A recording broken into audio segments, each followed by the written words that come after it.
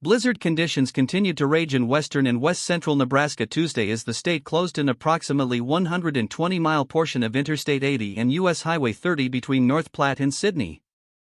Tuesday marked the second day of the blizzard for those regions. Snow had fallen rapidly in areas west of U.S. Highway 83, said Darren Snively, a meteorologist with the National Weather Service in North Platte. He added that winds have gusted between 35 and 40 miles per hour and visibility had dropped to 1/4 of a mile at times. The weather generally improved to the east.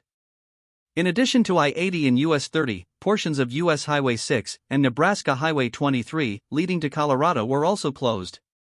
A photo taken from a snowplow and posted on the Nebraska Department of Transportation's Nebraska 511 website showed a closed portion of I-80 in western Nebraska covered in a sheet of ice.